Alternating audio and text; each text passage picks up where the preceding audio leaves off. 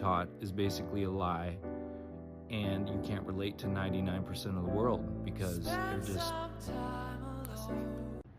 There is much truth to what he's saying. You do take a step back from humanity for a very long time. And one of the reasons why you do is that which is unconscious is now awake. Because what we realize in awakening is that how we have been reacting off each other from this very unconscious place.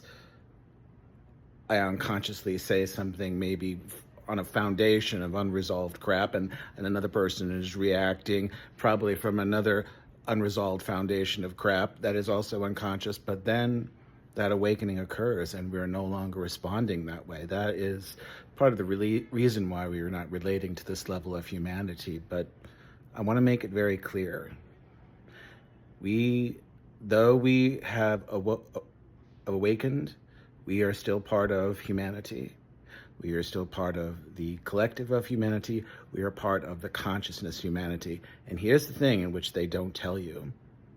Even in awakening, the ego still tries to enforce itself.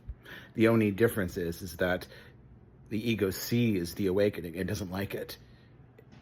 It doesn't just drift into the background. No, it gets scared. It gets scared because it knows it's losing control. It gets scared because it knows it's illusion, so it reinforces itself. And like the ego, it does camouflage itself. And this is where we have to be careful of the trappings of spiritual ego and spiritual identity. Now, like I said, there are many things that I agree from what this person is saying.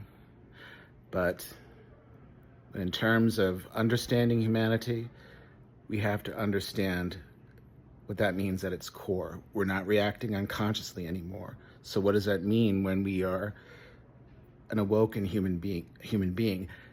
That we relate to that in terms of oneness. This is what I've learned in terms of my own healing, okay? And that awakening, you see the deepest mirrored reflection of oneness. Your pain is my pain. Your struggle is my struggle. Your suffering is my suffering.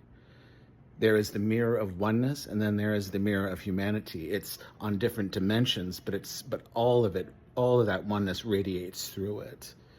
Okay, I said this before. It's just like, in terms of awakening, we were once caterpillars, and we turned into butterflies. But here's the thing. If you're a butterfly who has forgotten that you were once a caterpillar, that you have forgotten that you were once a caterpillar, that is the ego trap, okay? Because true awakening never forgets that we were once caterpillars, okay? True awakening embraces that oneness as well, all right? If we have forgotten that we were once caterpillars, then we have, again, got caught in the ego trap, okay? A spiritual ego, spiritual superiority, all right? When we embrace both the caterpillar and the butterfly, we truly see the oneness in everything. And that's the part I don't like. Oh, you're not awake like me. Oh, I feel so bad for you, what you're going through. I'm feeling all this awakening. It must feel very sad where you are. No. The full surrender of this oneness is that everyone is exactly where they need to be. And it is not judged because it is all part of the one.